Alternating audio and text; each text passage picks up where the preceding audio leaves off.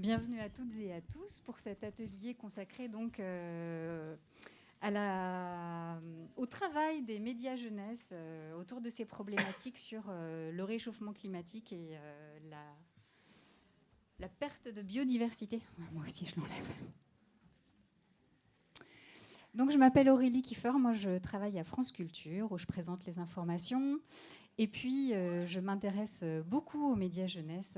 J'ai lancé un projet pour les enfants à Radio France, dont vous entendrez peut-être parler autour de Noël, puisque de ma petite idée qui s'est mariée à une petite idée née au sein de Bayard, eh bien, il y a une enceinte pour les enfants qui va arriver au pied des sapins très prochainement, donc, pour que les enfants puissent avoir en quelque sorte leur radio à eux.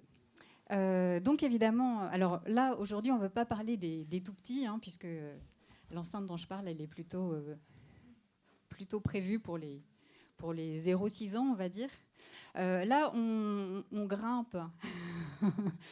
On va monter un petit peu au-dessus. On va parler des enfants et des adolescents, de publics quand même un peu divers, et je pense que c'est une des questions qu'on abordera. Puisque si on parle des lecteurs de mon quotidien, là on est encore chez les enfants, alors qu'ensuite avec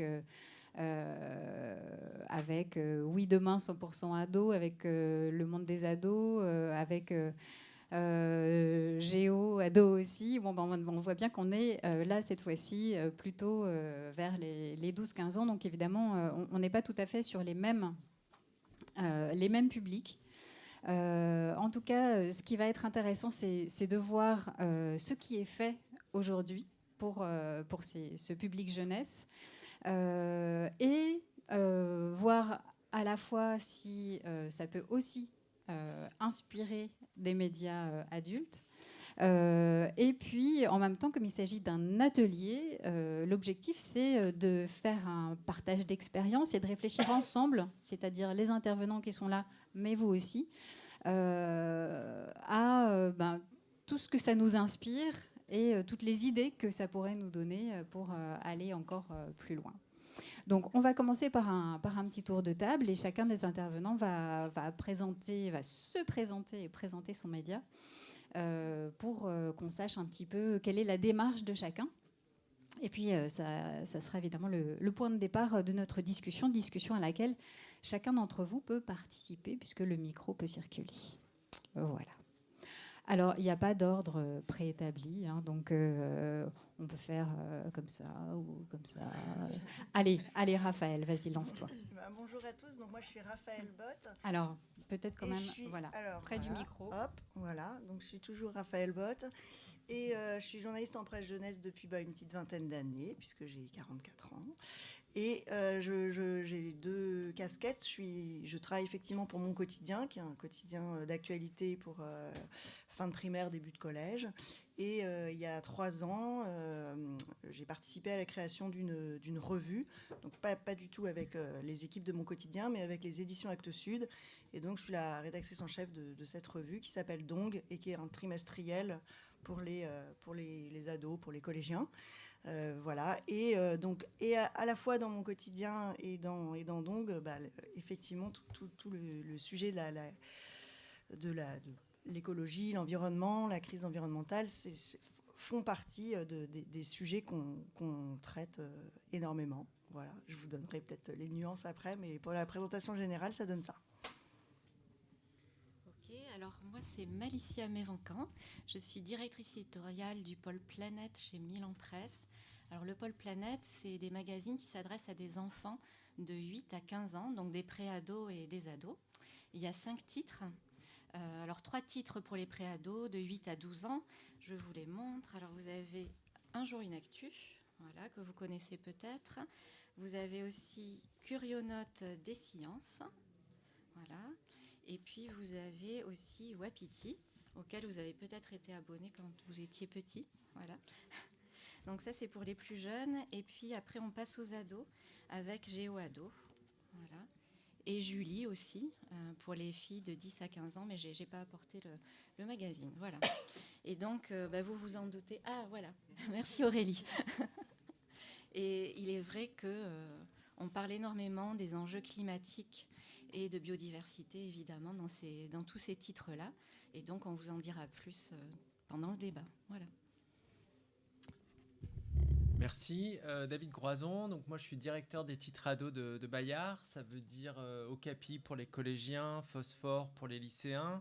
Et puis, notre petit dernier, Oui Demain 100% ados, qui accompagne les ados de 11 à 18 ans sur la transition écologique, qui a cette particularité aussi de se faire en partenariat, en coédition avec Oui Demain pour les grands.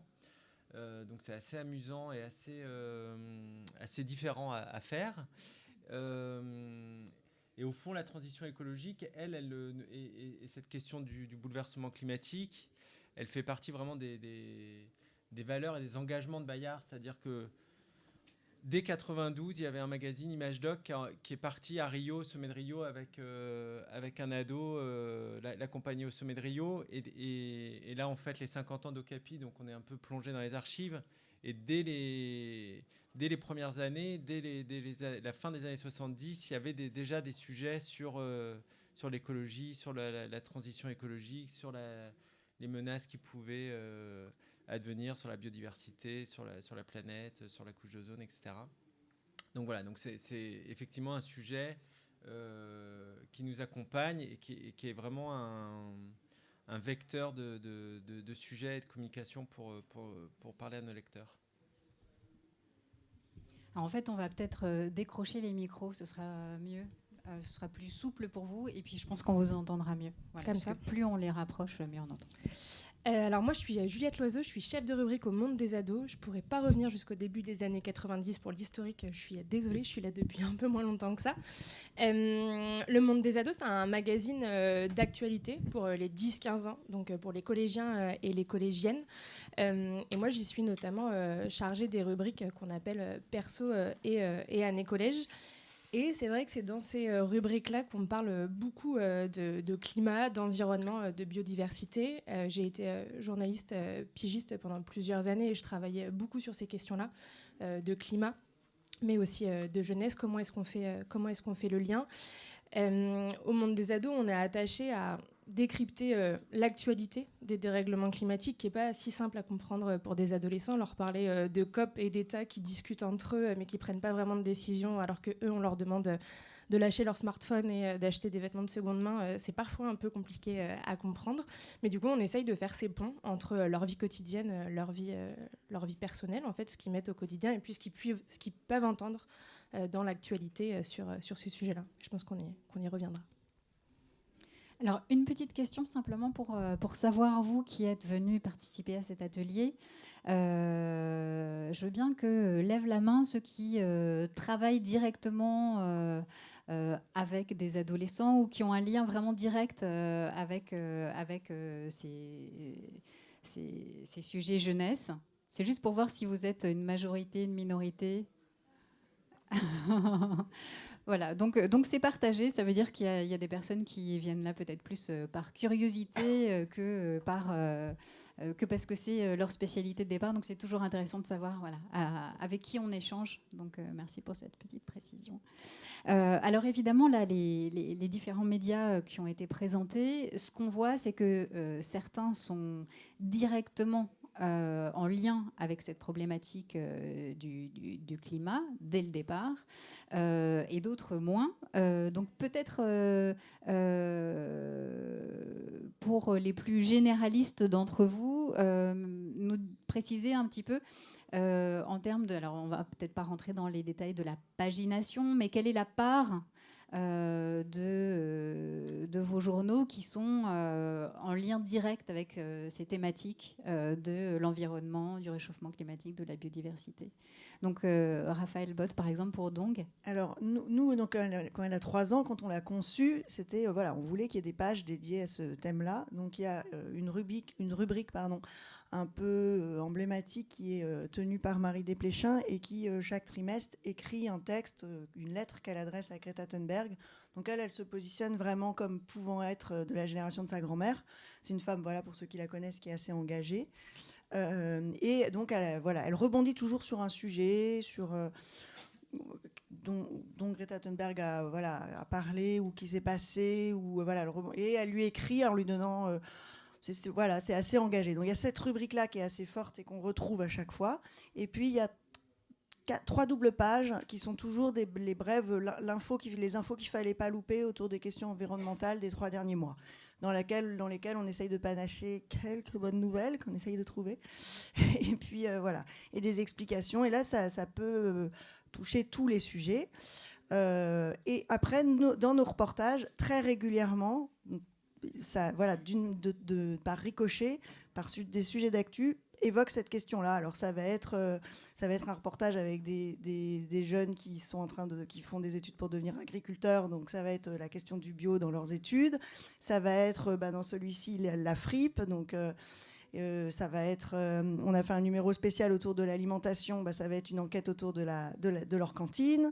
Donc à chaque fois, et voilà, ça tire ce biais-là et ça parle aussi de l'environnement et des politiques environnementales au quotidien. Voilà, globalement. Donc c'est pas un pourcentage précis, mais ça fait partie de notre ADN. C'est toujours voilà. Mais c'est ça, c'est des ricochets aussi, quoi. Tu travailles aussi pour Quotidien et l'actu. Mon quotidien, alors ça, eux, comme c'est un rythme vraiment de quotidien, c'est vraiment sur l'actu au jour le jour. Après, ça va jamais être, par exemple, là, il n'y a pas la une sur Jadot aujourd'hui dans mon quotidien. Ça va jamais être ce genre d'infos vertes là. Mais il y a beaucoup aussi d'expéditions, oui, il y a beaucoup de choses sur des explorateurs, les animaux, et ça depuis le début aussi.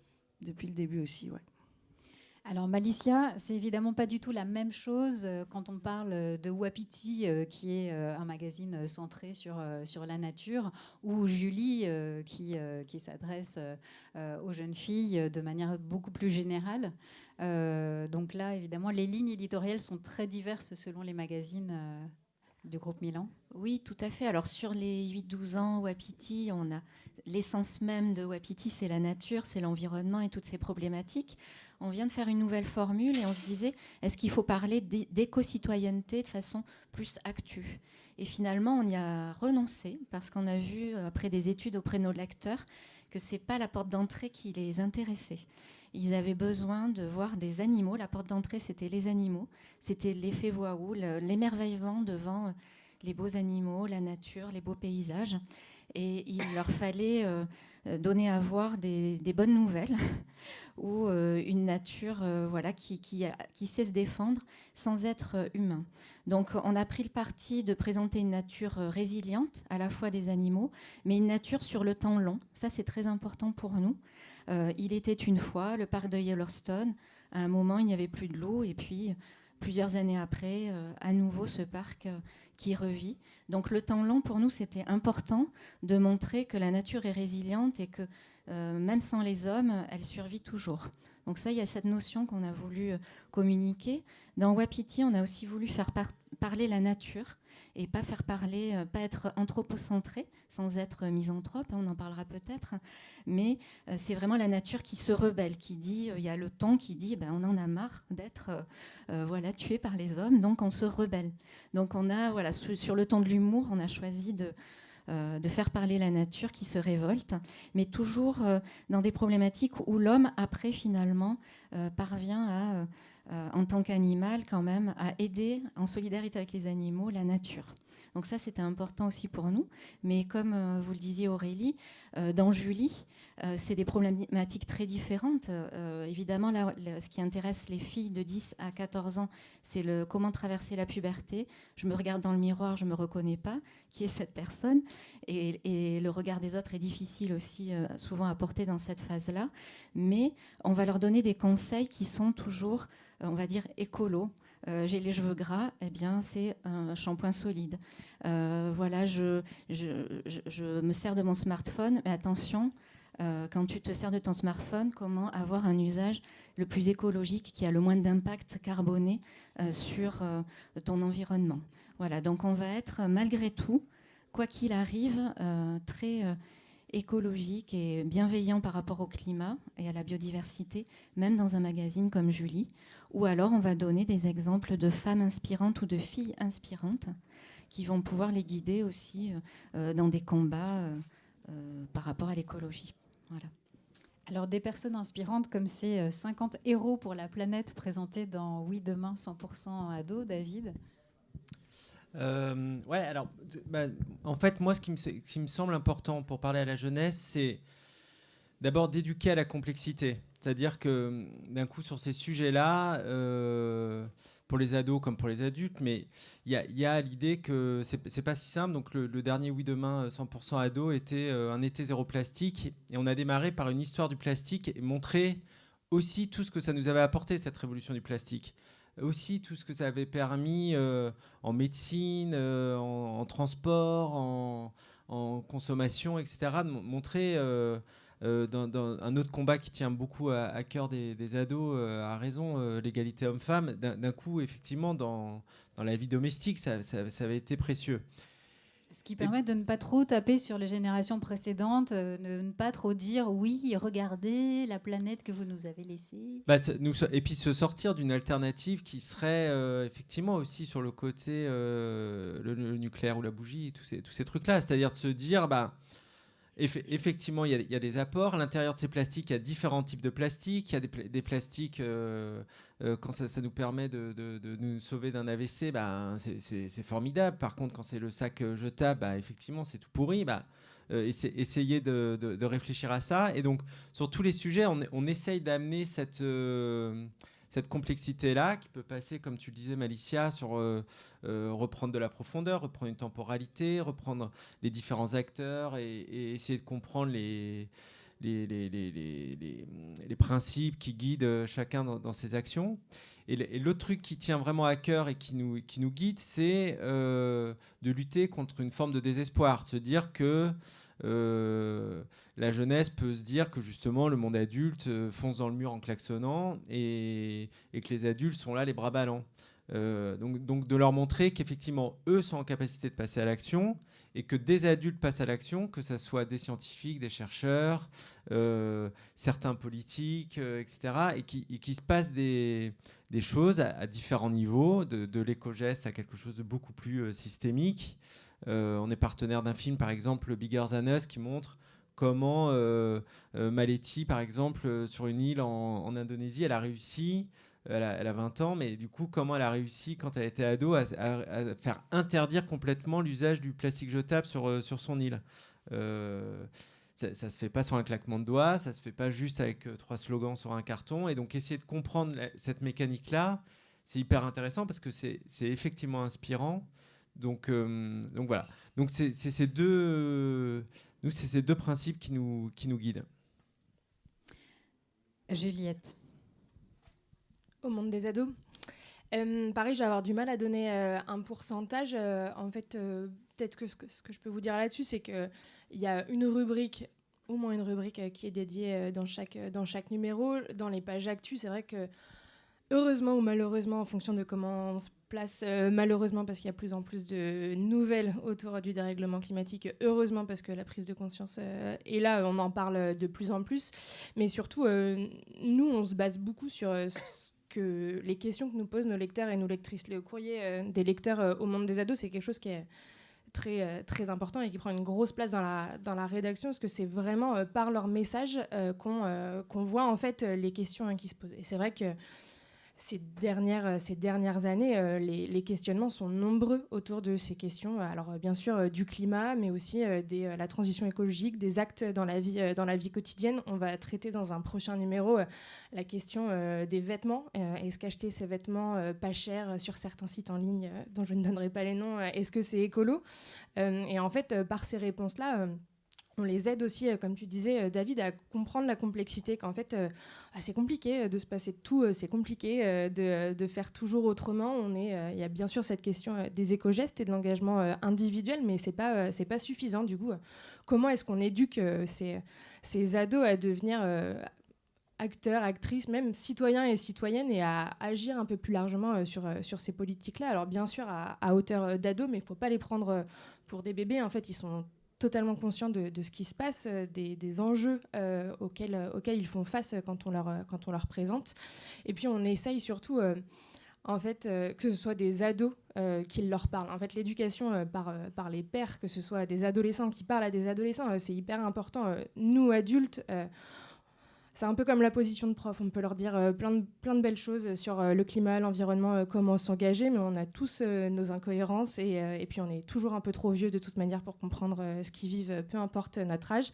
Alors que des ados qui, eux, sont passés à l'action, tu parlais de Bigger Than Us, c'est exactement ça. C'est un film où des ados racontent leur engagement et comment est-ce que eux, du jour au lendemain, ont fait quelque chose. Donc ça va être tel ado dans les Hautes-Alpes qui s'engage pour l'agriculture sur la ferme de son père, tel ado qui s'est enfin présenté à l'élection des éco-délégués, même si ça fait parfois un peu tâche d'être éco-délégué dans certains collèges, et en fait vraiment qui se parlent entre eux et qu'on leur montre, enfin qu'ils se montrent qu'il y a une génération qui agit. Donc je pense que nous, c'est vraiment là-dessus qu'on essaye d'agir en termes de proportion. Ça va dépendre des numéros, parce qu'on est un bimensuel d'actualité, donc l'actualité est vaste. Il y a beaucoup de choses à dire, mais on essaye toujours d'avoir cette part-là et ce regard-là surtout. Alors, les échanges avec les lecteurs, c'est évidemment très important pour tous les magazines dont vous vous occupez les uns et les autres. Qu'est-ce que vous percevez justement de l'état des connaissances de ces jeunes, de leur intérêt pour ces problématiques et de leur engagement? Alors évidemment, c'est une question très générale et les publics, évidemment, eux-mêmes sont très variés. Mais qu'est-ce que vous retenez, qu'est-ce que vous percevez justement de ces messages que vous font passer les lecteurs, soit à travers leurs questions, soit à travers les attentes qu'ils expriment? C'est comme vous voulez. Oui. Si Malicia est inspirée. Allez, je me lance. Mais quand même, je trouve, depuis 2 ans, là, on a fait, juste avant que je vienne, avec toutes les rédactions, un petit recensement des questions qu'on recevait selon les tranches d'âge. Et on a quand même vu qu'il y avait beaucoup plus de questions, j'ai envie de dire, les petits lanceurs d'alerte, de plus en plus jeunes surtout, dès 8 ans, dès 10 ans. Déjà, pourquoi on tue les animaux? Ça, les enfants ne comprennent pas pourquoi on tue les animaux. Après, on a rencontré des lecteurs. Moi, je me souviens d'une petite fille, Léonora. Ça m'avait marqué parce que, yeux dans les yeux, elle m'avait dit en fait, s'il n'y avait pas les hommes, ça irait mieux.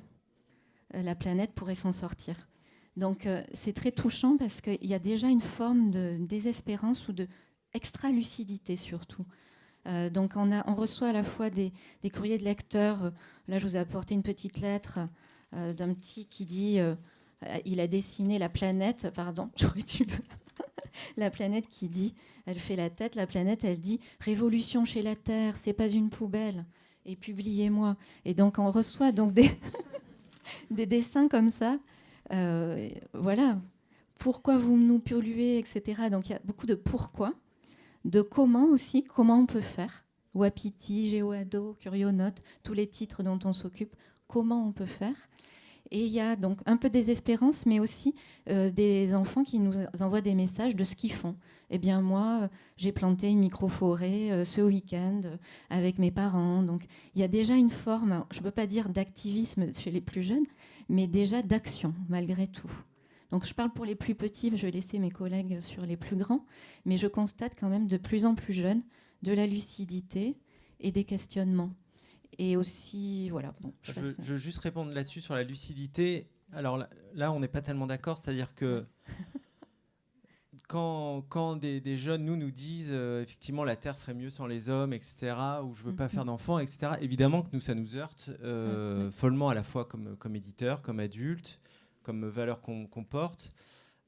Et un film qui va sortir, là, Animal, qui est pour ça exemplaire, je trouve, c'est de Cyril Dion, où il y a une jeune activiste, Bella, qui a 16 ans, et qui est comme ça, qui est misanthrope et qui pense que l'homme, effectivement, est le problème. On voit son chemin, elle rencontre plein de chercheurs sur les animaux, de scientifiques, de professionnels des animaux, des éleveurs de lapins en batterie, de bergers dans les Alpes suisses, etc.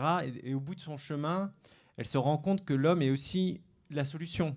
tout à Évidemment fait. que c'est nous, notre regard sur ce monde animal et notre posture, etc. Et quand je parlais d'éducation à la complexité, pour moi, c'est ça qui est primordial et qui est notre rôle. C'est-à-dire qu'il ne s'agit pas d'être dans une démagogie, de dire vous avez raison, on a pourri la Terre et on est vraiment des gens dégueulasses, ni de dire tout va aller bien, Yukaidi Aida, il suffit qu'on ferme l'eau du robinet et en fait tout va bien se passer. Non, ça va être difficile, c'est compliqué, la situation elle est compliquée. Simplement, nous, on est une presse éducative et du coup, à l'intérieur de ça, l'idée, c'est de se dire, on va flécher quelques chemins qui peuvent être empruntés et qui sont porteurs de solutions, un peu dans l'esprit du film précédent de Cyril Dion Demain, c'est-à-dire de montrer qu'en fait, il se passe des choses qui ne sont pas anecdotiques, mais que notre rôle de journaliste, c'est pas uniquement de parler du bruit que font les arbres quand ils tombent, mais aussi des forêts qui poussent. Et de se montrer que d'un coup, il se passe plein de choses qui sont porteurs de sens et d'espoir, et d'aller les identifier. Et ça demande pas mal de boulot. Ça demande d'aller les chercher et de ne pas être juste dans un ping-pong comme ça avec nos lecteurs, mais d'entendre quels sont les signaux faibles de ce qu'ils nous disent pour évidemment être un contre-feu à l'idée que la Terre irait mieux si l'homme n'était pas là. Là, je partage complètement ce que tu dis. Moi, je suis étonnée de voir que de très jeune, il y a cette lucidité, cette forme de désespérance.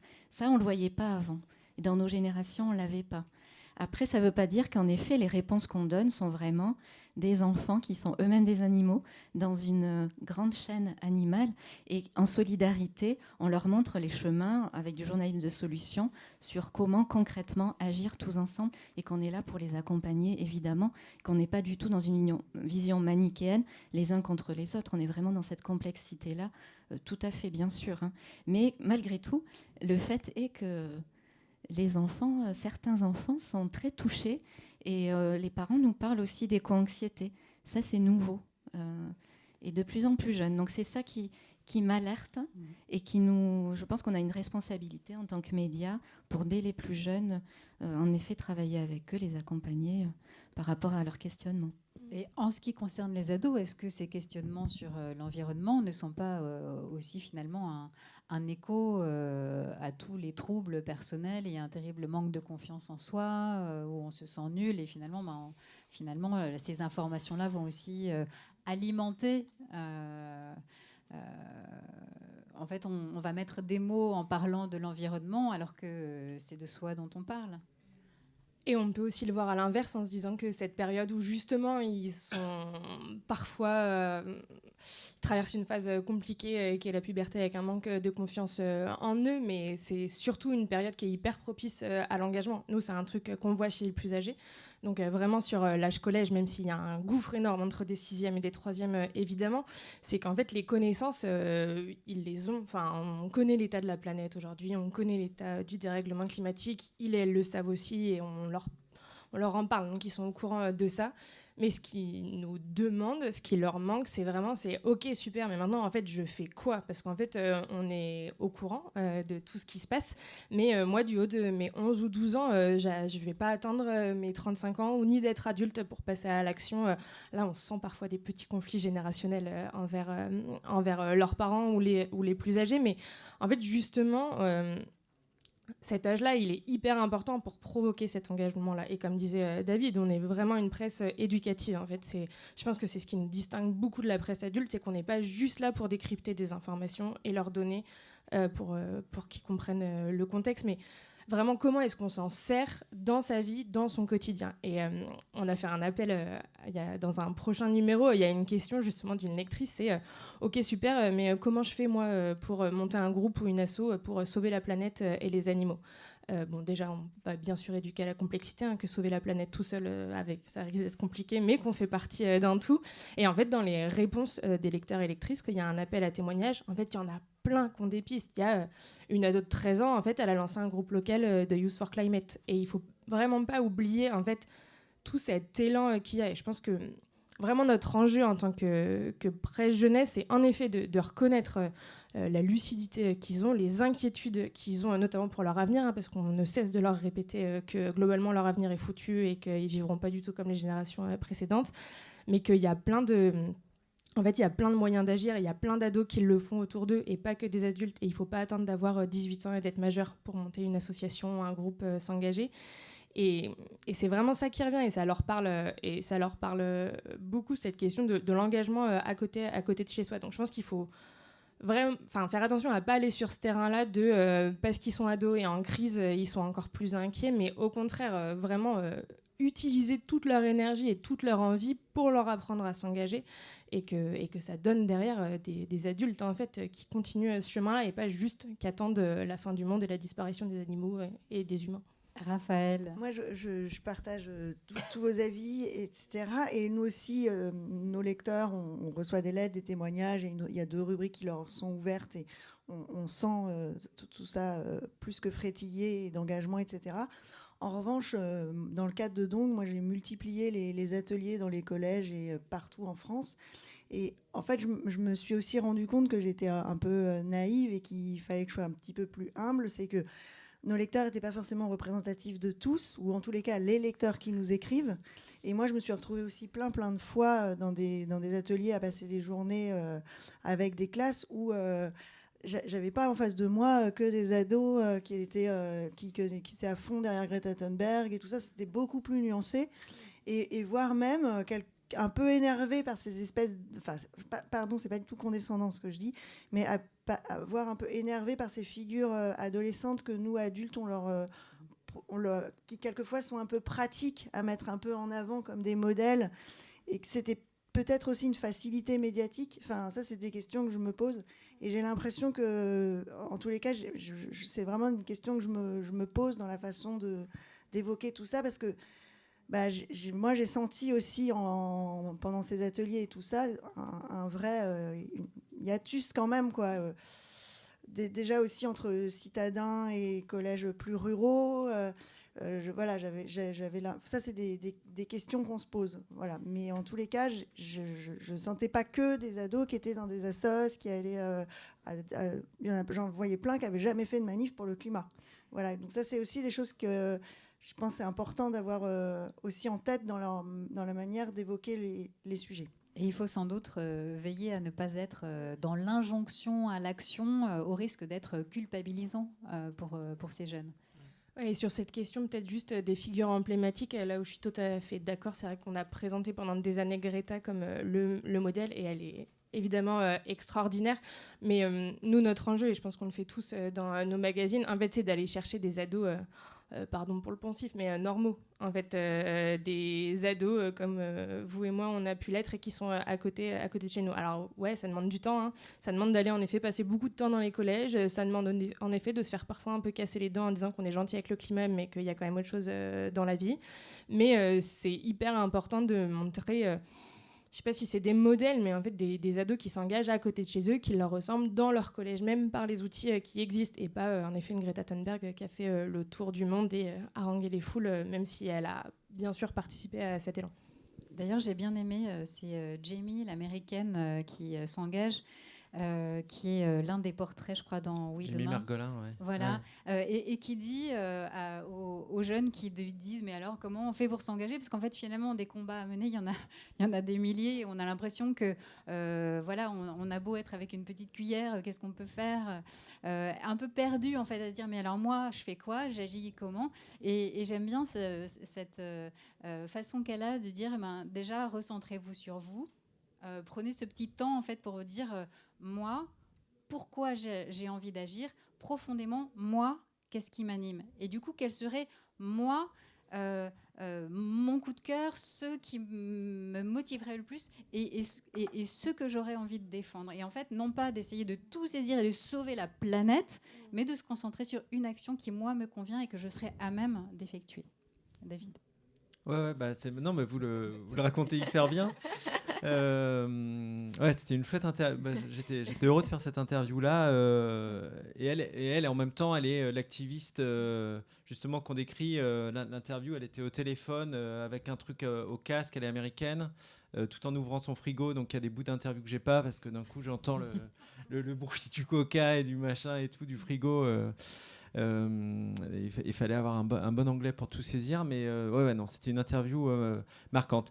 C'est vrai que ce qu'on fait, c'est effectivement, on a lancé un concours l'année dernière avec l'Éducation nationale au Capi et Phosphore sur les actions éco-déléguées, donc dans l'ensemble des collèges et de lycées de France.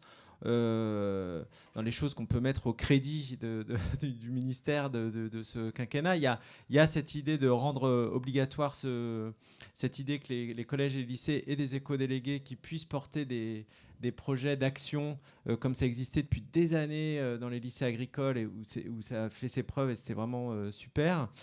Le problème est que pour l'instant, c'est pas tellement nourri, que d'un coup, les ados savent pas quoi en faire, que certains établissements non plus, etc. Donc, on a créé ce prix en se disant, on va demander aux jeunes qui sont passés à l'action, qui ont fait des choses, de le raconter en vidéo, en 1 minute, 2 minutes, etc. Et notre idée, c'est pas tellement de faire des prix, c'est pas moi, mon rêve dans la vie de décerner des médailles, mais c'est que d'un coup, ça nous donne justement comme ça, c'est ce qu'on fait tous là, d'aller dans les collèges et les lycées, là, ça lui donne un échelon plus industriel en fait. C'est-à-dire que d'un coup, on a une visibilité sur 200, 300 établissements, qu'est-ce qu'ils ont fait, qu'est-ce qu'ils ont pu produire, sur quels obstacles ils ont buté, et de pouvoir repartager ça ensuite à l'ensemble de la communauté en disant, bah voilà, présente-toi cette semaine aux éco-délégués parce que en fait tu peux installer un pédibus pour accompagner les enfants en zone rurale pour éviter que tout le monde prenne la voiture juste pour 1 kilomètre.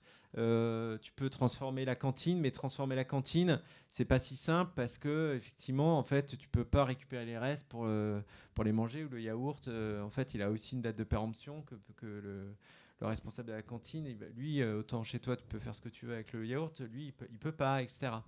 Et donc de voir toutes ces actions, comment elles peuvent être menées, de la toute petite à la grande, etc., c'est hyper intéressant parce qu'aussi, c'est déjà systémique. C'est-à-dire que ça nous enlève aussi, nous, quand vous parlez, Aurélie, de l'injonction, c'est-à-dire aussi du côté très individuel. C'est-à-dire qu'évidemment, on renvoie assez souvent à une action individuelle. Là, d'un coup, avec les missions d'éco-délégués, on est déjà sur une communauté de 500, 800 jeunes selon les établissements, une communauté de jeunes et d'adultes, les adultes enseignants, les adultes de l'encadrement pédagogique, et puis les parents, la communauté des parents, etc. Et de se dire, est-ce qu'ils peuvent construire quelque chose ensemble ? Et ça, c'est hyper intéressant parce qu'on voit bien que là, on est à une échelle qui correspond un peu plus à ce qu'on doit construire ensemble et assez vite toucher des obstacles en fait, quel que soit le projet qu'on veut mener. C'est plus facile effectivement d'agir ensemble et en étant accompagné. Je vais donner la parole à Malicia, mais je réalise que je ne vous ai pas encore laissé parler. Donc juste après Malicia, c'est à vous. Oui, ce que tu disais, Raphaël, en effet, c'est des problématiques. Comment tous les enfants ne sont pas concernés par l'environnement ou intéressés. Ils ont d'autres aussi centres d'intérêt. Et c'est vrai que nous, on s'est dit, on va toucher les enfants quand ils sont encore émerveillés, quand ils sont encore en âge, juste ils découvrent le monde. Donc on s'est dit, en CM2, c'est vraiment, ils peuvent faire preuve d'abstraction, ils peuvent comprendre le monde, mais ils commencent à avoir quelques contenus de savoir. Et on s'est dit, on va faire un concours, un peu comme tu l'as fait, David, mais sur des plus jeunes. Donc c'était les enfants pour le climat à l'occasion de la COP15 ou les enfants pour la biodiversité il y a 2 ans pour le congrès de l'UICN. Et vraiment, l'idée, c'était en classe, dire aux enfants, voilà, avec ton enseignant, tu vas aller observer autour de ton école la biodiversité, que ça soit à la campagne, à la mer, à l'océan, en ville, et des petites choses, faire une enquête. Alors là, on n'est plus sur de l'éducation aux médias, mais on leur avait donné une plateforme digitale pour qu'ils puissent faire leur enquête et nous envoyer leur production, mais observer, la salamandre mouchetée, etc. Tout ce qu'ils peuvent, des petites choses, se rendre compte que la nature, elle est partout, autour de chez eux, qu'elle est belle, qu'il y a des choses à en dire, ils peuvent avoir envie de la protéger. Et donc, et participer du coup à ce congrès de l'UICN. L'idée, c'était d'envoyer toutes ces enquêtes à tous les chercheurs qui font bouger le monde, qui viennent. Donc, le congrès vient de se tenir à Marseille.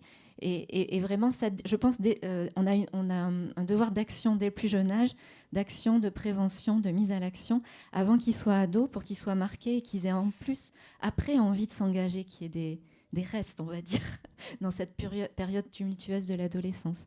Donc l'une des réponses pour nous, c'était d'essayer de les concerner de plus en plus jeunes. Voilà. Et dans un milieu scolaire, parce que c'est vrai que l'école, ils sont accompagnés par leur enseignant qui peut être engagé sur ces problématiques-là. Voilà. Mais c'est tout à fait possible d'émerveiller des ados. Désolée de te contredire là-dessus. Mais en fait, nous, on le voit. Je suis d'accord qu'on peut faire bouger les ados. En effet, l'émerveillement, il est plus présent chez les plus jeunes. Mais en fait, les ados l'expriment peut-être de manière différente. Mais c'est aussi possible de les embarquer sur plein de projets. Ouais. Et je pense que ça, c'est des choses qu'il faut garder en tête. On en reparlera peut-être après de comment on inspire aussi la presse adulte. Mais en fait, à tout âge, il faut encourager les gens à s'émerveiller. Et je pense qu'on a un rôle à jouer là-dedans, justement, pour les plus âgés. Les ados sont blasés à l'extérieur, mais émerveillés à l'intérieur. Qui veut soit réagir, soit poser une question, soit faire part de sa propre expérience? Maxime.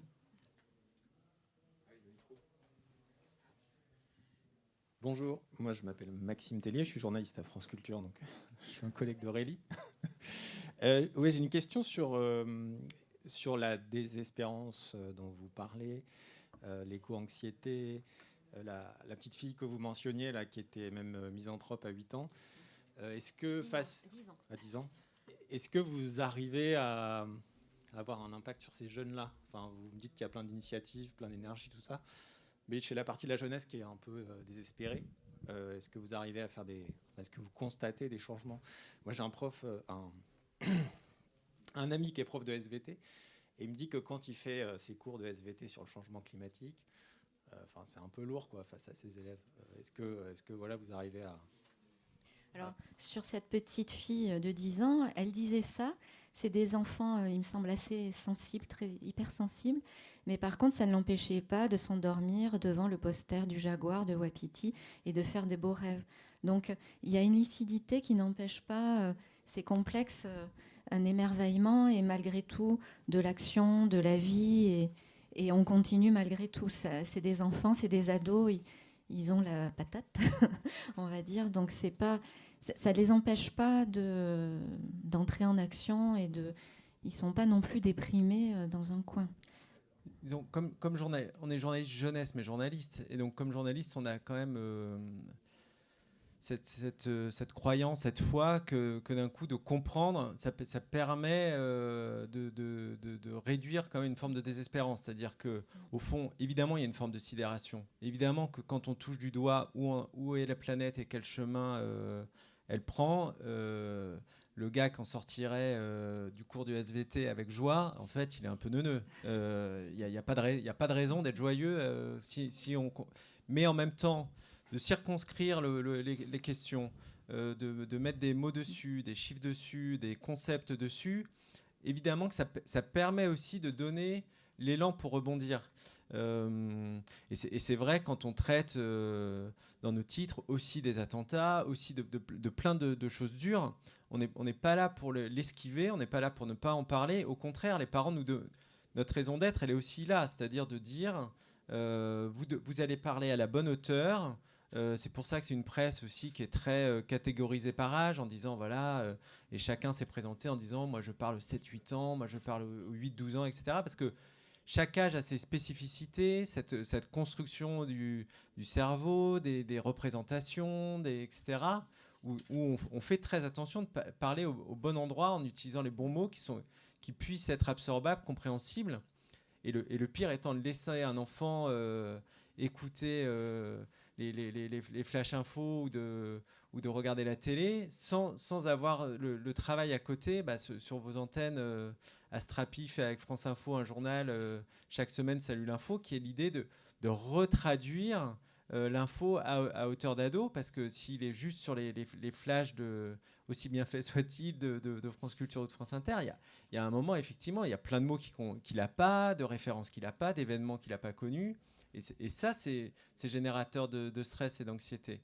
Donc au contraire, je pense que de faire ce travail de pédagogie, il permet de réduire au fond une forme d'éco-anxiété, sans non plus se dire qu'il faut absolument la briser, parce qu'en fait, elle peut être aussi un moteur, comme le stress est un moteur, comme il y a une forme de conscience qui permet de se dire quel chemin on a envie de tracer dans notre vie. Ouais. Donc il y a la responsabilité de donner des informations, comme celle-là. Et c'était un très beau dossier, très positif dans la nature et tout, en termes d'émerveillement, c'était bien. Voilà, tout est dans l'équilibre, justement. Et c'est là qu'on peut faire la... Je m'éloigne du...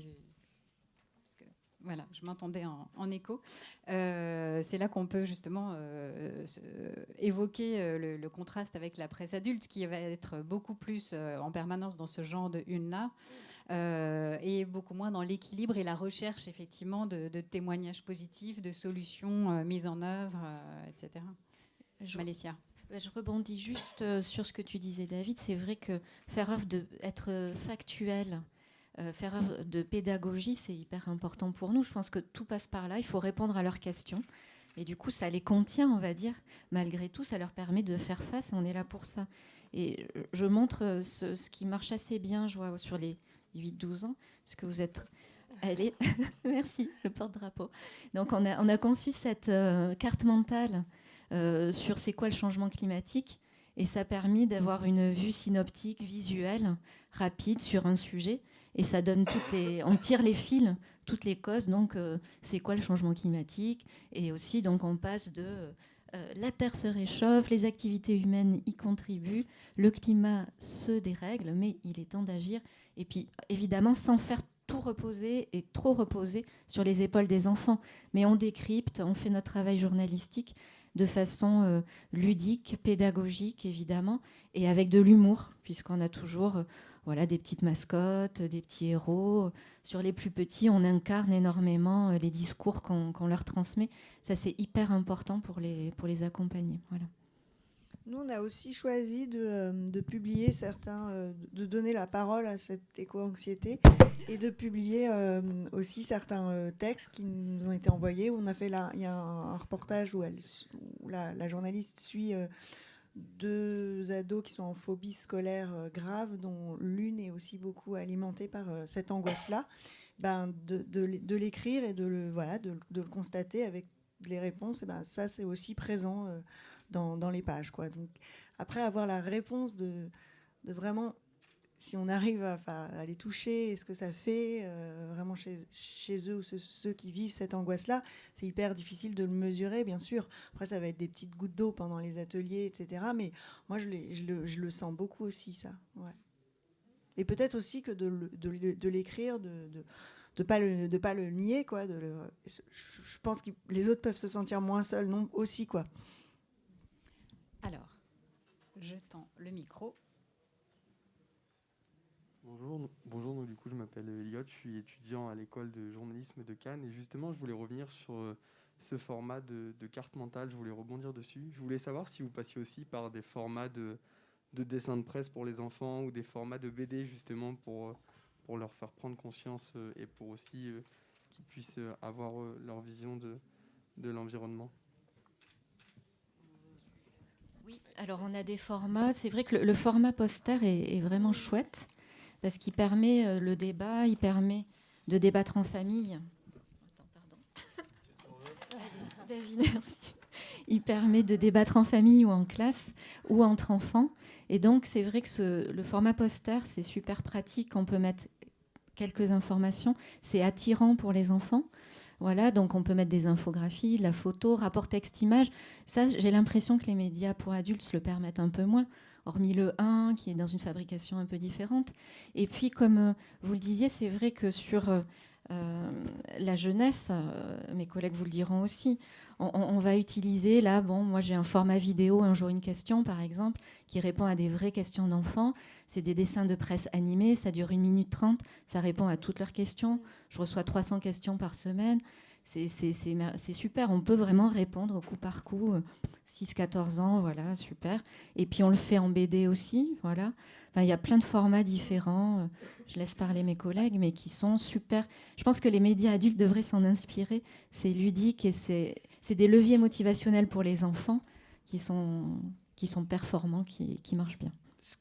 Pour compléter, je pense qu'on peut élargir à tous les sujets de la presse jeunesse, et c'est souvent un petit combat entre les journalistes qui écrivent et les iconographes et les maquettistes du rapport texte-image ou texte-infographie ou texte-BD ou texte-poster dans la presse jeunesse. Je pense, en tout cas pour parler du monde des ados, mais je pense que c'est pareil chez les autres, qu'on passe autant de temps à débattre d'une photo, d'une image, d'une BD, de comment on transcrit en fait le texte pour donner une grille de lecture aux ados qui vont nous lire. Et il y a ce rapport-là où je suis tout à fait d'accord avec toi, dont la presse adulte peut s'inspirer, parce que notamment chez les plus jeunes, tout le monde n'a pas le même rapport à la lecture. C'est parfois compliqué pour certains jeunes d'y rentrer, d'y accéder. Et cette part de l'image, ça peut être du photoreportage, de la BD, du dessin de presse ou une illustration en fait, qui prend les 3/4 de la page. Et c'est ça, en fait, l'explication de texte. Et que ce soit sur le climat ou sur d'autres sujets, c'est vraiment un support qu'on utilise énormément en pré-jeunesse, quoi. C'est même notre grande joie, en fait. C'est de travailler tous ces modes de traitement, de l'infographie, de la BD, effectivement, de toutes ces façons de faire. Ça inspire quand même la presse adulte dans le sens où tous les nouveaux formats numériques sur Snapchat, sur TikTok, sur YouTube, etc., sont très, très visuels. Et puis, j'ai vu dans la salle, il y a le directeur d'Epsilon, qui était en Sciences et Vie, toute la presse scientifique aussi est beaucoup nourrie de ça, c'est-à-dire de cette idée de raconter en images, de raconter de façon modulaire, d'accompagner le lecteur dans sa lecture. Tout le monde n'écrit pas assez bien pour passionner d'en haut à gauche jusqu'à 6 pages plus loin en bas à droite. Comme lecteur, on le sait bien, comme journaliste, on le réalise aussi au bout d'un moment. Et du coup, effectivement, de pouvoir avoir cette créativité-là, je sais pas comment ça se passe à l'école de journalisme de Cannes, mais je trouve qu'il faudrait qu'on le fasse encore plus. Moi, je l'ai appris au fond sur le terrain, en pigeant à Sciences et Vie, en pigeant ensuite pour la presse jeunesse, etc. Maintenant, je le fais en cours à l'école de journalisme de Lille, parce que je trouve c'est hyper important de nous apprendre qu'en fait, faire une BD d'actu réussie, c'est autant une fierté d'auteur que de faire un bel article ou une belle enquête. Ouais. Raphaël, sur ces jeux avec les différents formats. Oui, je voulais ajouter, nous, on utilise beaucoup le dessin de presse, et notamment les pages de brèves, d'infos sur l'environnement. Elles sont toutes illustrées par Museau. Et là, ça permet aussi de passer par l'humour, un peu l'ironie, parfois le cynisme. Mais ils sont un peu plus âgés aussi, nos lecteurs. Donc ça peut être aussi un format et puis qui les permet de se familiariser aussi avec une pratique de la presse qui est le dessin de presse, quoi. Voilà. Alors, on n'est pas sur le format exactement, mais quand même dans les choix d'angle. Moi, j'ai bien aimé cette une de Phosphore en mission avec les gendarmes de l'environnement, puisque évidemment, on adore les polars, les séries policières, etc. Là, bien joué, parce qu'on découvre justement cet office, j'ai oublié son nom exact. L'OCLAESP. Voilà. Mais effectivement, alors maintenant la question piège, c'est qu'est-ce que ça veut dire le O, le C, le M. Mais du coup, c'est ouais. Office central de lutte contre les atteintes à l'environnement et à la santé publique. Là, du coup, ça nous plaît aussi, c'est-à-dire à la fois dans cette idée qu'on peut proposer des métiers et donc des projections. Là, Phosphore, c'est les grands ados, c'est les lycéens. Et de se dire que si on veut travailler et avoir un impact sur l'environnement, on n'est pas tous obligés de travailler, d'être soigneur animalier, etc. C'est-à-dire de se dire, on va ouvrir le champ des possibles.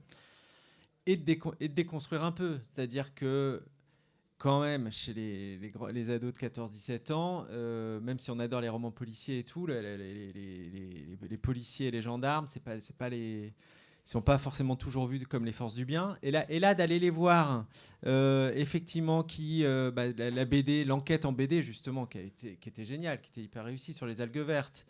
Ça fait partie des missions de l'OCLAESP, de voir les décharges sauvages des chantiers qui balancent discretos dans la nature, plein de trucs et qui va polluer les sols, etc. Ça leur fait partie de leur mission. Les animaux sauvages avec les rappeurs, là il y a une histoire, un rappeur qui a un petit tigre, et puis en fait le petit tigre il grandit. Donc d'un coup tout ce trafic des animaux sauvages, ou le trafic de la civelle, du coup moi j'ai appris ça. Le trafic de la civelle qui du coup, ces petits poissons qu'ils emmènent en Asie, et qui est coté, qui vaut plus cher, le gramme de civelle vaut plus cher que le gramme de cocaïne. Donc c'est un trafic plus fort que le trafic de drogue. Donc quand même, ça nous permet d'ouvrir le regard sur d'autres choses et de montrer qu'il y a des adultes qui essayent de faire quelque chose quand même. Oui. Bonjour Lucie, je suis aussi étudiante à l'école de journalisme de Cannes. Je voulais vous demander, est-ce que vous pensez que la presse jeunesse est plus propice justement au journalisme de solution ? Moi, je répondrais oui d'emblée. Et même, je dois dire de façon très naïve que quand on m'a parlé de journalisme de solution, ça m'a... voilà, Reporters d'Espoir travaille là-dessus, etc. On travaille avec eux. On a fait une spéciale. Et si les journalistes parlaient de solutions, mais en fait, quand on réfléchit en conf de rédac, on n'est que là-dedans, en fait. On n'est que... C'est pas les bonnes nouvelles, c'est pas ça. Évidemment, on essaye d'en donner quand il y en a, mais c'est vraiment... qu'est-ce qu'on va montrer aux enfants comme action concrète, comme solution. Par exemple, je sais pas, on a fait un hors-série. Comment vivras-tu en 2050 ? Bon, ben là, vraiment, c'était que des... On s'est dit, on va pas faire quelque chose de désespérant. Donc, on a cherché tout ce qui était optimiste sans être angélique, et réaliste et factuel. On est parti aussi des témoignages des enfants. Eux, comment tu vois 2050 ? Et puis, on a vu si c'était possible. Mais donc, on est vraiment toujours sur du journalisme de solution. C'est intrinsèque, on ne se pose même pas la question, en fait. On le fait. Et voilà. Enfin, je ne sais pas ce que vont dire mes collègues, mais... Alors c'est peut-être parce que la notion de solution me questionne quand on les propose en tant que journaliste. Mais en tout cas, peut-être appeler ça du journalisme d'action ou d'engagement. C'est vrai qu'on ne va pas... peut-être la particularité de la presse jeunesse, c'est pas juste de donner un fait ou quelque chose qui s'est passé sans dire, bah voilà, concrètement, derrière, il se passe ça, on peut faire ci, il y a des gens qui font comme ça. Enfin, on parlait de l'engagement des adultes, c'est important aussi, notamment pour des ados d'un point de vue orientation et puis même pour se projeter un peu. Du coup, je ne sais pas si c'est des solutions, parce que malheureusement, on parlait que couper le robinet pour sauver la planète, ça ne suffit pas. Mais en tout cas, ne pas s'arrêter à juste un fait et partager les actions qu'il y a derrière, que ce soit celles des plus jeunes ou celles des adultes. Moi, je répondrais peut-être plus ça instinctivement, mais voilà, c'est mon avis. Et est-ce que du coup, il y a des sujets que vous avez renoncé à traiter parce que vous vous êtes dit, oh là là, ça c'est vraiment trop sinistre, ou on ne voit pas comment trouver une manière un peu positive de l'évoquer Je dirais que sur des magazines d'actu, on ne s'interdit aucun sujet, donc on fait tout ce qu'on peut pour... L'actu, c'est différent, évidemment, on la transcrit, on la décrypte. Des fois, en effet, il n'y a pas de solution, mais bon, on dit les choses telles qu'elles sont. Voilà, c'est comme ça. Mais par contre, c'est vrai que sur un magazine comme Wapiti, oui, il y a des sujets qu'on ne traite pas. Si vraiment l'action humaine est désespérante, que vraiment l'espèce est en voie d'extinction et qu'il n'y a pas d'horizon, on ne traite pas ce sujet-là. Enfin, c'est vrai qu'on a pris ce parti. Parce que des fois, on n'est pas sur un temps assez long pour pouvoir projeter l'enfant. Donc on essaye vraiment toujours d'avoir une vision optimiste, malgré tout. Et des fois, il y a des sujets, oui, qu'on ne fait pas. Pas de porte fermée. Nous, on ne s'interdit rien. En tant que sujet, on ne s'interdit rien. Peut-être on est aussi un magazine d'actu, mais vraiment, il n'y a absolument aucun sujet tabou. Je pense que c'est plus la question de l'angle que du sujet. En fait, tu disais en rigolant, Éric Zemmour, en effet, c'est pas... Je balance. Non, mais en fait, il y a des sujets comme ça où peut-être... alors, c'est peut-être la temporalité de nos médias aussi, où on va prendre du recul et essayer de ne pas rentrer dans des polémiques. C'est vrai qu'il y a des sujets sur lesquels on se questionne quand même énormément. Est-ce que ça vaut le coup que nous aussi, on ajoute notre grain de sel, qu'on rebondisse sur une polémique alors que tout a déjà été dit dans tous les sens ? Ça, c'est des sujets questionnants, mais en tant que tel, c'est vraiment la question de l'angle. En fait, tout sujet est abordable avec n'importe quel âge, notamment chez les adolescents, mais tout dépend comment on l'aborde. L'inceste, c'est un sujet dont je pense quasiment toute la presse jeunesse a parlé. Évidemment qu'on n'en a pas parlé comme à des adultes, et pourtant c'est un sujet certes tabou, certes qui fait réagir, certes sur lequel parfois on est un peu, on a des réactions pas toujours très positives, et en même temps, si nous on n'en parle pas, c'est qu'on passe aussi à côté un peu de nos enjeux, quoi. Et est-ce qu'il y a des sujets plus porteurs auprès des enfants, des ados ? Je pensais par exemple aux enfants où j'ai l'impression que c'est plus facile de leur parler des animaux que des plantes. Peut-être à tort ou à raison, mais j'ai l'impression que c'est quand même l'accroche, effectivement, c'est l'animal, plus que la nature sous d'autres angles. Bon, alors, la rédactrice en chef de Wapiti adore les végétaux. Mais pour vous dire, c'est vrai, d'un point de vue marketing, on a quand même aussi des fois du mal à faire passer ce type de sujet. Mais en fait, tout dépend de l'angle, comme disait Juliette. En fait, on arrive, par exemple, par les plantes carnivores, à faire les sciences du vivant.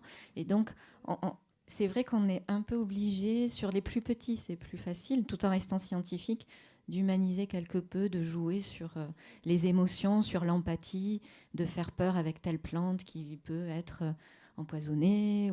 Enfin voilà, on va incarner les végétaux. C'est vrai qu'il y a des sujets plus porteurs que d'autres, mais notre travail justement, et ce qui est génial de la contrainte et la créativité, on essaye de rendre accessible et motivant chaque sujet. C'est la joie de travailler en presse jeunesse, je trouve. Et c'est ce que je disais tout à l'heure aussi sur les tranches d'âge, c'est-à-dire que d'un coup, au fond, il y a une tranche d'âge animaux, mais sur les lycéens, on leur en parle assez peu en fait des animaux, et leur vision du monde, elle passe moins par ça que effectivement aussi par la vision de l'agriculture, des zones sauvages, etc. Et bon, je refais la promotion du film Animal de Cyril Dion, mais comme ça vous irez le voir et puis on en débattra. Mais d'un coup, il y a ça, c'est-à-dire que l'autre guide de ce film, Vipuan, lui, il était du coup dans les manifs climat, etc. Et en fait, d'un coup, il a réalisé au bout du chemin du film, lui, à quel point aussi cette question du monde animal, de la faune et de la flore était importante, alors qu'il était obnubilé par la question du réchauffement climatique. Je pense qu'à 8 ans, effectivement, on est plus obnubilé par le fait que potentiellement les ours polaires sont en danger, etc. Donc d'un coup, pour nous, c'est assez important de toujours bien se rappeler qui est notre lecteur, quel âge il a et à quel endroit il est pour adapter notre message et notre travail. Et nous aussi, on a remarqué que finalement, on ne parlait pas assez d'animaux parce qu'ils sont ados, mais que quand même, de temps en temps, dans les sujets qu'ils ont demandé ou en faisant des conférences de rédaction avec eux dans les collèges, il y avait quand même pas mal de sujets, mais d'un point de vue différent. Ça ne va pas être les petits singes qui meurent si on mange du Nutella, mais ça va être ou les leurs. Ils parlent quand même vachement de leurs animaux. D'ailleurs, il y a toujours une rubrique de correspondance entre deux ados et un ado à l'étranger, un ado en France, et à chaque fois, ça loupe pas, il y a toujours leurs animaux. Donc c'est quand même encore important. Donc on a aussi fait des reportages. Bon, alors il y en a eu un à la SPA. Voilà, donc ça va aussi toucher, mais différemment, par un autre angle.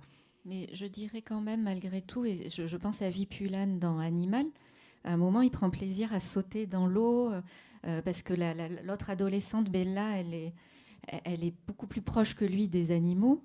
Mais lui, il est plus urbain, c'est vrai, plus dans l'activisme, on va dire. Et c'est vrai qu'il retrouve des sensations à travers le film, on le voit évoluer, proche de la nature. Et je pense que c'est aussi par rapport à la presse adulte, mais même la presse pour les lycéens, pour les plus grands. Je pense qu'on peut, justement, ce que tu dis, avoir une approche plus en beauté par rapport aux animaux. On se la réserve pour les 8-12 ans, mais il faut peut-être aussi irriguer par l'émotion pour les plus grands. Aurélie, vous me disiez tout à l'heure que vous regrettiez que votre fils soit plus abonné à Wapiti, mais je pense qu'il y a pas mal de parents qui prennent plaisir à lire avec leurs enfants les magazines, et peut-être qu'il faut malgré tout retrouver cette émotion-là, communiquer même aux plus grands sur la beauté de la nature. Et là, voilà. Et parfois, ça peut être aussi en évoquant le travail de certains artistes. Pour les ados aussi, c'est des sujets qui marchent bien, qui sont intéressants en plus et qui nourrissent une réflexion sur un autre point. Bonjour, je suis professeure moi dans la région. On est venu avec ma collègue documentaliste et une élève pour le prix de cet après-midi. Et justement, quelqu'un évoquait le travail des professeurs. Vous parlez aussi de presse à visée éducative. Nous, on est en plein dedans. On essaie de faire lire nos élèves, de leur faire découvrir justement ce que va être la lecture tout au long de la vie par le biais des médias. Vous avez aussi évoqué le fait qu'il y a des grandes différences entre les publics, entre les établissements dans lesquels vous allez. C'est super d'entendre aussi que vous êtes en contact avec un public qui ne va pas seulement vous écrire, mais aussi ceux qui ne vous connaissent pas encore. Et je voulais savoir comment vous profitez, non, c'est pas le mot que je voulais dire, mais comment vous travaillez avec cette question de société dans laquelle l'engagement futur est important de la jeunesse, voilà. Comment ce sujet du climat, de la biodiversité, etc., de l'écologie, peut amener aussi de nouveaux lecteurs vers la presse. C'est-à-dire comment on fait pour ne pas s'adresser qu'à ces lecteurs déjà existants. J'ai envie de dire, voilà, peut-être les enfants de profs, voilà, ce fameux public-là qui est déjà attiré par la culture, etc. Mais aussi un autre public qui est plus éloigné de ces questions-là, qui est peut-être aux prises avec d'autres questionnements sociétaux, sociaux plus difficiles, qui est peut-être enfermé aussi dans d'autres questions. Comment on s'ouvre au monde par les médias, notamment sur cette question de société dans laquelle tout le monde est au même niveau. Les riches, les pauvres, ils sont concernés par la question de l'écologie aujourd'hui. Si je peux répondre, au fond, il y a votre collègue enseignante documentaliste qui a une clé de la solution, c'est-à-dire qu'on a la chance quand même dans ce pays d'avoir nos titres, ils sont dans l'ensemble des CDI de France. Et c'est un endroit, et beaucoup de médiathèques aussi sont abonnées, et beaucoup de médiathèques sont gratuites, en tout cas pour les enfants et les ados. Et du coup, ça fait qu'on a des taux de circulation, nous, sur nos magazines qui sont énormes. Au CAPI, c'est 49 000 exemplaires sur chaque numéro, mais c'est 700 000 lecteurs. Parce que effectivement, ça tourne dans les familles, et ça tourne aussi dans les CDI, et c'est des magazines cornets, etc., qui vont être lus. Et c'est vrai qu'on a besoin de vous, parce que on a besoin aujourd'hui, la presse écrite, elle devient comme avant l'opéra, la musique classique, le musée, effectivement quelque chose qui est proche d'un différenciant culturel, où on a besoin de passeurs, on a besoin de médiateurs. Alors soit on a nos parents qui effectivement lisent la presse écrite, est formidable, ça se fait comme ils nous emmenaient au théâtre, et ça se passe nickel, mais il y a plein de familles où ça n'existe pas, où il n'y a pas de magazine en papier, il n'y a pas de presse papier, et d'un coup il y a effectivement besoin de cette transmission qui repose beaucoup sur vos épaules, et on en a à la fois grandement conscience et avec une extrême gratitude, parce que effectivement c'est un des endroits du combat pour la presse écrite, et pour l'idée que l'écrit construit différemment la façon de penser, de regarder le monde, etc. Et nos lecteurs nous disent ça, c'est-à-dire quand on leur demande à quoi servent nos journaux, ils nous disent pas les attendus d'une étude marketing. En fait, ils disent c'est pour se poser, et ils nous décrivent le moment. Ils disent au CAPI arrive, je déchire l'enveloppe en papier, je vais dans ma chambre, je vais dans un pouce, je vais dans mon lit, je le lis pendant une demi-heure, etc. J'ai pas mon téléphone, etc.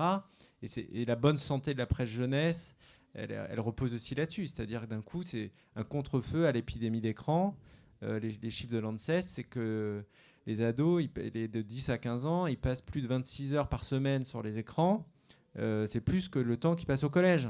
Donc on peut se le dire de façon brute, mais on peut aussi se dire il y a quelque chose collectivement d'un peu flippant, et que des parents, des enseignants se disent effectivement on a notre rôle à jouer là pour essayer de contrer quelque chose qui est un peu flippant. Oui, c'est urgent et important. Nous, clairement, on n'y arrive pas encore. Nous, on ne se porte pas très bien. On a beaucoup de mal à émerger, à avoir un équilibre économique, etc. Moi, je trouve ça hyper difficile le public qui en plus on est en librairie, on est relativement cher, on a une image luxueuse, ça c'est hyper dur d'aller contre ça. Il y a quelque chose en tant que rédactrice en chef auquel je veille, c'est la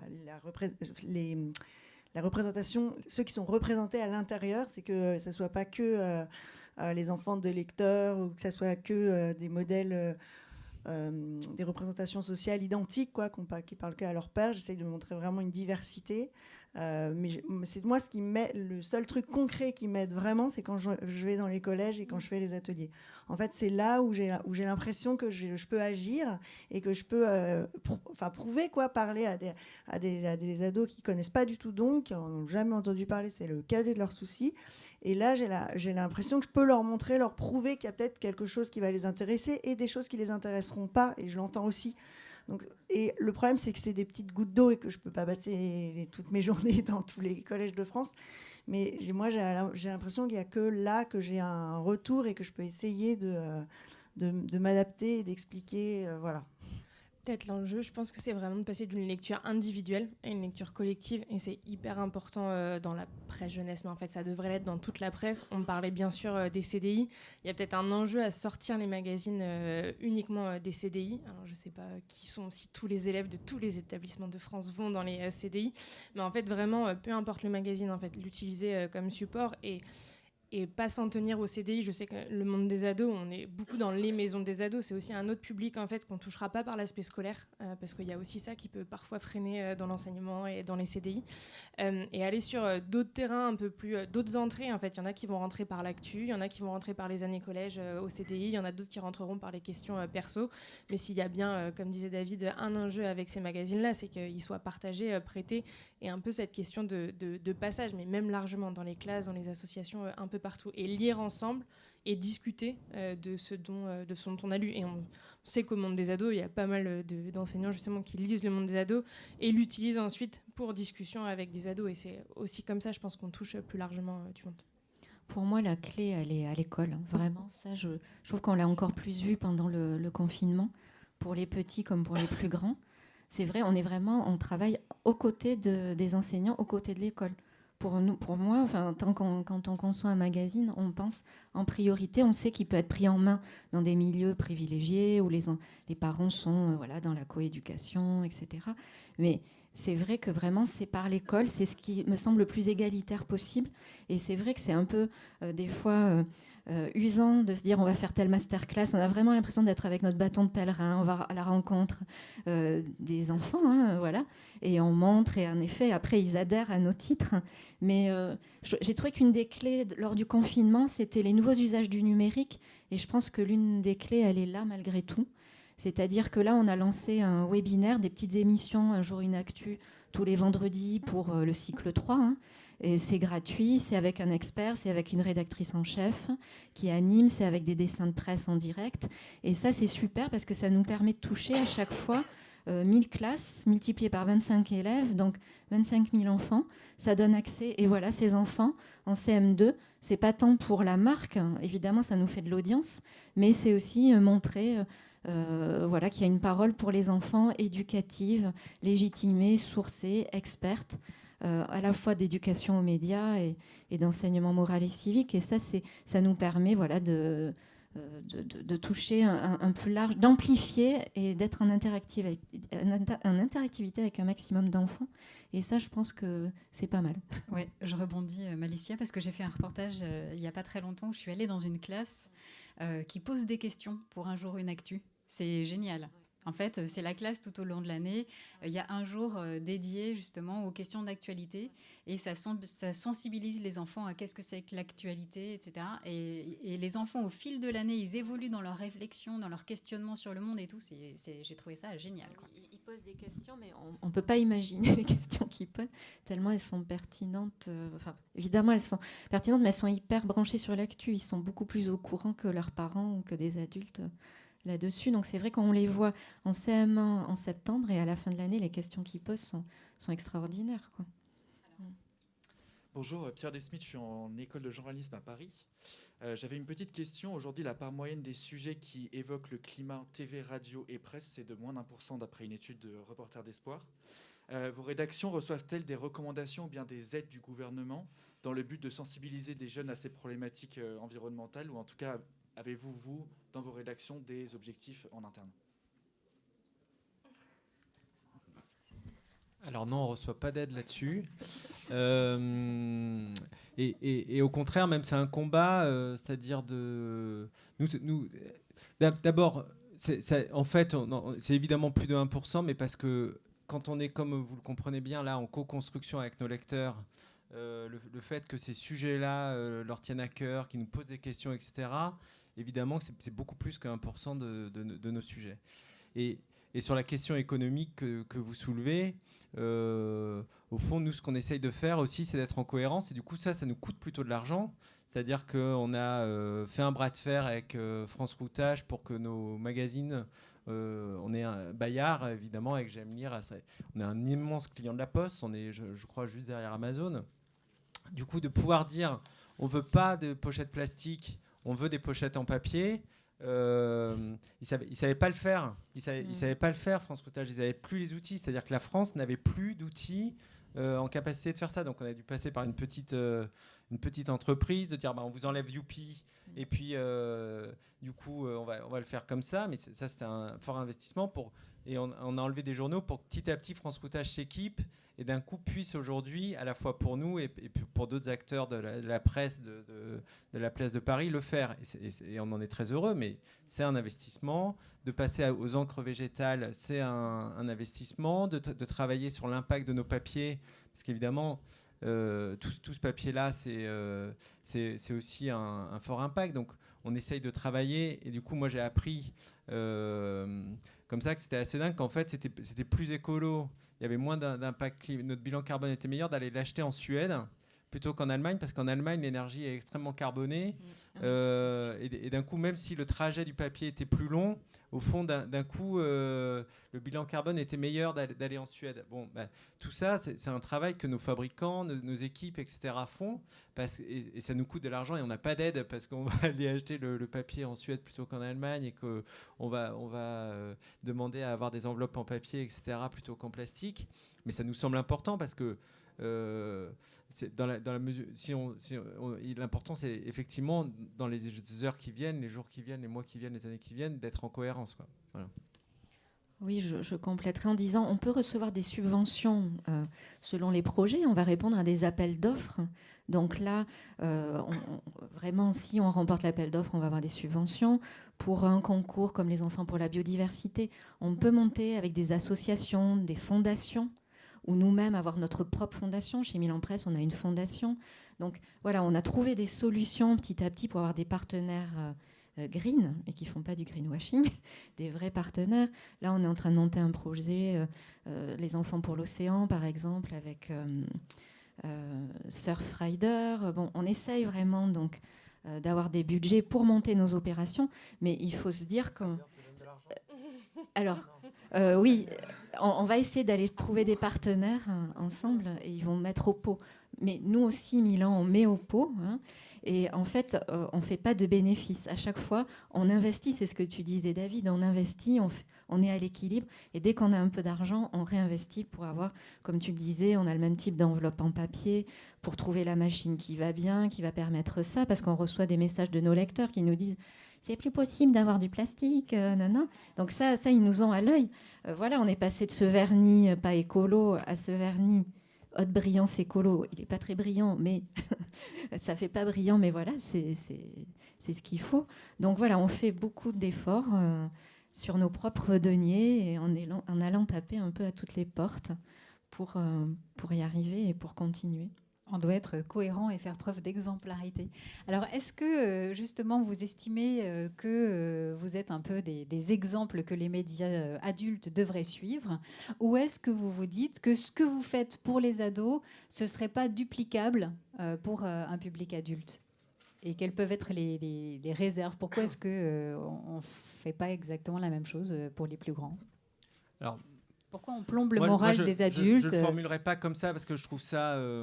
D'abord, comme vous le voyez, il y a une grande diversité de la presse jeunesse, et il y a plein de choses très, très hétéroclites. Et la presse adulte, évidemment, elle est aussi très, très, très diverse. Et évidemment que nous aussi, on prend plein de bonnes idées dans la presse adulte, dans les médias, qu'on collabore avec grand plaisir aussi. Le Oui Demain Ado, on le fait avec les frères Siegel de Oui Demain, parce qu'on trouve que ce sont les meilleurs pour aller trouver les sujets les plus pointus, tête de pont, de ce qui s'invente de plus neuf et de plus excitant, et que nous, en presse jeunesse, on n'était pas équipés pour. On n'était pas capable d'aller trouver ces sujets-là, et qu'on s'est dit, voilà, nous, on sait parler à la jeunesse, eux, ils savent parler aux adultes, et de travailler ensemble, on va réussir à créer quelque chose de neuf, de rendre intelligible et accessible des choses extrêmement up-to-date, etc. Donc je ne le ferai pas comme ça. Et de la même façon, les médias adultes savent parler à la jeunesse ce que peut faire Le Monde sur Snapchat, ce que font plein de grands médias sur les réseaux sociaux, sur ces nouveaux formats, tout ce que fait Radio France auprès de la jeunesse. C'est un grand plaisir de lancer avec vous Merlin en décembre, parce que évidemment que tous ces podcasts, cette expertise que vous avez sur le son, alliée à nous, notre connaissance des publics, je crois qu'on est meilleur comme ça. Et du coup, moi, je ne poserai pas les deux. Au contraire, moi, ce que j'ai envie, et c'est assez proche de ce qu'on doit vivre pour réussir la transition écologique, c'est plutôt comment nouer des alliances, comment travailler ensemble, en se disant que...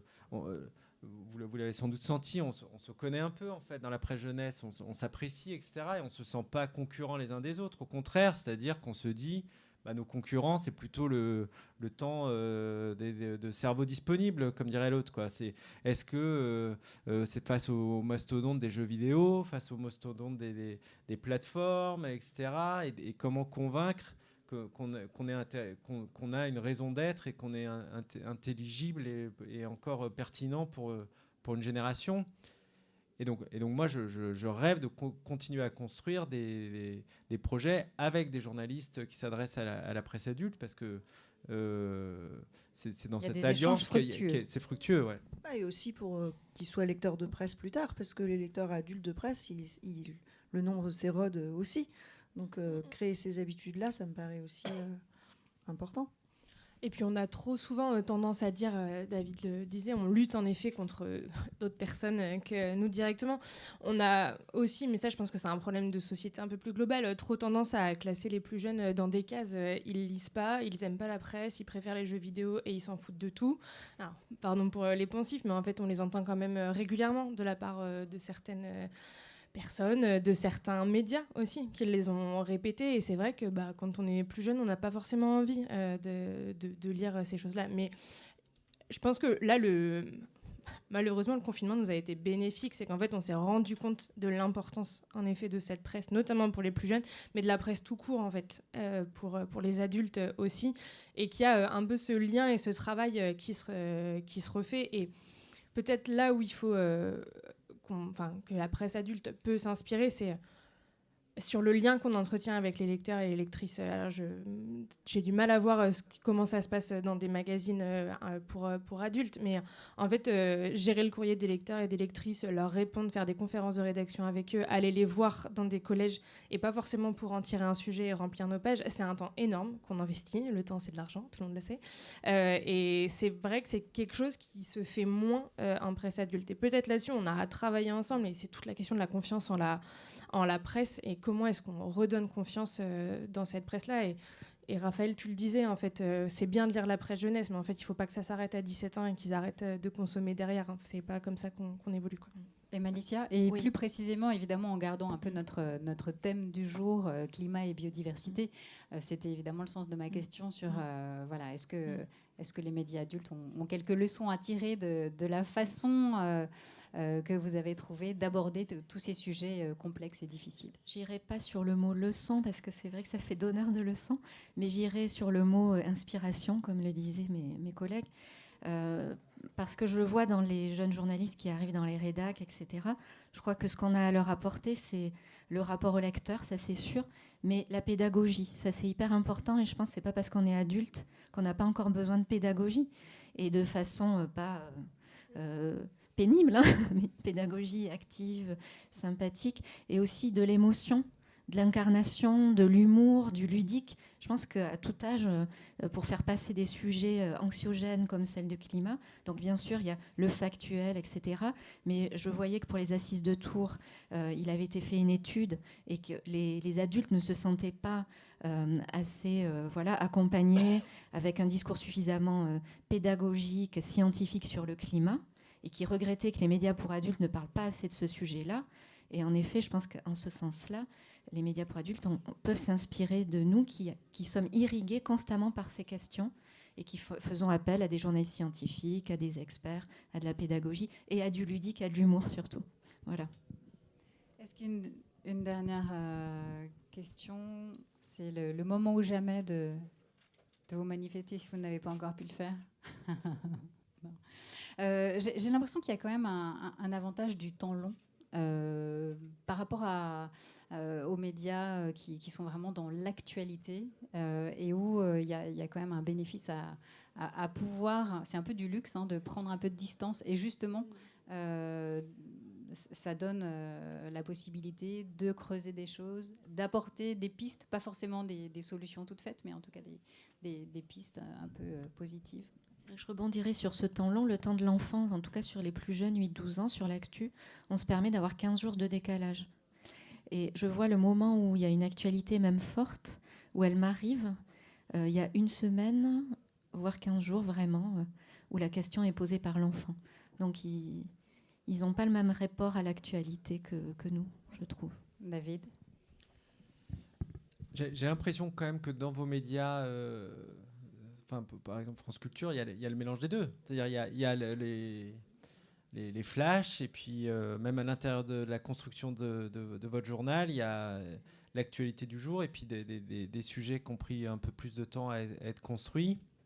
Et au fond, on fait ça aussi. C'est-à-dire que nous, à Phosphore, on a toutes les semaines un actu quiz le mercredi à 17h sur l'actu vraiment là présente, pour qu'ils se testent et du coup par ce truc un peu ludique, ils réalisent les grands événements de la semaine et qu'on leur fasse le travail de pédagogie. Donc c'est important d'être au quotidien dans la vie des gens, dans ce flux-là, et de pas en être extrait, qu'on nous renvoie pas vers un travail d'édition ou de grande profondeur.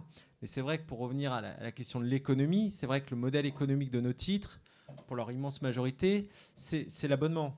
Et donc, c'est un contrat de confiance que font les familles avec nous en disant on a 1 an et on a 1 an pour vous convaincre, et on dépend effectivement pas de la publicité, on dépend finalement assez peu de coûts avec une vente en kiosque qui exploserait parce que vraiment on a une révélation incroyable.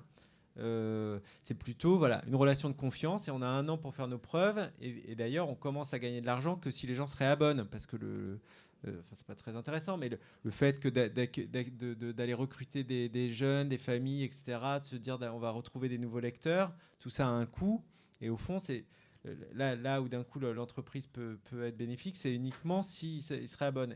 Et c'est vrai que ça, en tout cas moi par rapport à mes potes journalistes, c'est évidemment extrêmement une responsabilité forte, et en même temps un confort fou aussi de pouvoir se dire en fait ce qui compte c'est la qualité de ce que tu fais, et pas d'être en combat face à un annonceur, un combat face à une bulle médiatique qu'il faudrait absolument traiter, etc. Mais de se dire j'ai 1 an pour vous convaincre qu'on vous aide à grandir, à forger un esprit critique, etc. Raphaël ? Moi, je suis un peu schizophrène parce que je passe du tout au tout avec mon quotidien qui bourrine tous les jours et où effectivement il n'y a pas de temps long et donc qui est trimestriel, et où quelquefois je me pose aussi la question, est-ce que trimestriel c'est adapté au lectorat adolescent, parce que quand il revient 3 mois après, ils ont presque oublié qu'ils étaient abonnés. Donc je suis vraiment entre les deux, et à réfléchir à comment créer quand même le lien quand donc arrive qu'une fois tous les trimestres, à les garder et à pas... On est un objet hybride en étant une revue entre le livre et la presse, et on veut absolument être dans l'air du temps. On a envie que quand on ouvre donc, on comprenne qu'il a été fait là pour octobre 2021, et qu'il ne serait pas exactement pareil que celui qui est sorti il y a 2 ans, quoi. On veut vraiment qu'il soit dans l'air du temps et qu'il soit connecté à la presse, quoi. Donc je fais le grand écart entre les deux. Je vous dis dans 1 an quelle solution j'ai trouvée. Merci beaucoup à tous les 4. On laisse la place pour la prochaine rencontre qui va démarrer à 11h. Et puis on peut évidemment continuer d'échanger dans le couloir si vous le souhaitez. Merci beaucoup.